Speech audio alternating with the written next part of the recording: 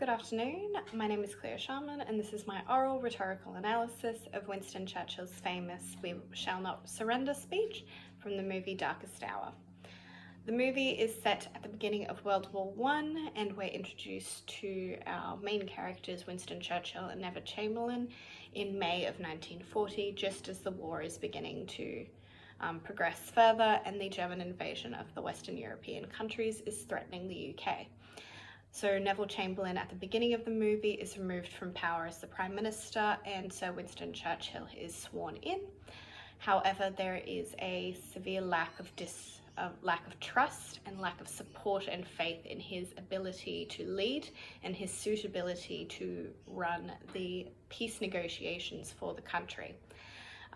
So his political party as well as the Parliament are sort of struggling throughout the movie as to whether or not they should support him, and Churchill is correspondingly struggling with gaining their support through going to war.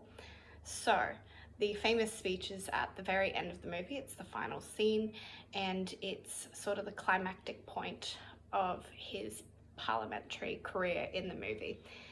It's the point where he knows that he has to convince the entirety of the parliament, not just the opposition party, but his own as well, as to that his decision is correct in going to war, and he needs their full support because he knows at this point if he can't convince them to support him in going to war, then they will have a vote of no confidence in him. They will remove him from his role as Prime Minister, and whoever is sworn in next will immediately engage in peace negotiations with the German forces, and resulting, the UK will become a slave state. So it's a do or die sort of moment in the movie.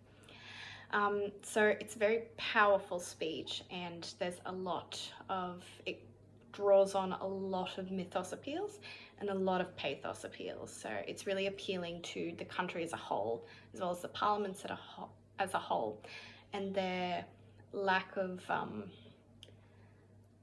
the real want not to surrender. Like, they don't want to be ruled by another country. It really appeals to that, and it appeals to their pride and their patriotism, because they don't want to concede this battle. They don't want to concede and just give up and engage in peace negotiations because they're worried that they will become a slave state and just a pawn for the German forces.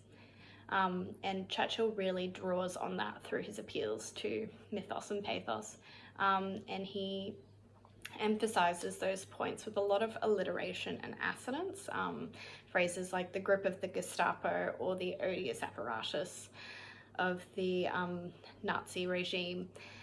He really draws on those to emphasize his points and add some really beautiful, colorful language to his speech, so it's not just flat and boring. There's a constant sort of emphasis on the raising of his voice. He gradually gains tempo and stronger tone as he continues to talk, and his volume increases, as well as the strength of the overall message that he's giving.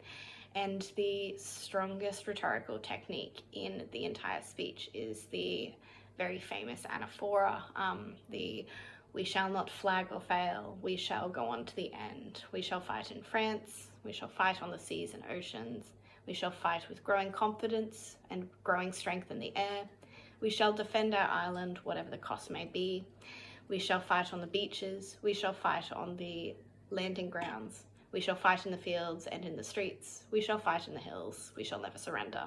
That very famous line and famous anaphora from the speech is sort of the big building point of the speech. As he goes through all of the "we shalls" and the "we shall fights," he gains volume and he gains strength and he gains power, and he gains the support of the parliament, the opposing party, as he continues on with all the "we shalls, we shall, we shall," until he gets to that "we shall never surrender" point, and that's a really triumphant moment in the speech. And as he concludes the speech, he concludes it with a bit of a metaphor, suggesting that if they should fail, that their own allied forces over the sea will rise up as the new world, and they will come and save the old world. So referencing to the UK and the US, the balance of new and old world. And at this point, at the conclusion of this speech, he gains the entire support of Parliament, the opposition party and his own, and it's the big climactic triumphant point where we know that the UK is going to war as a fully united front.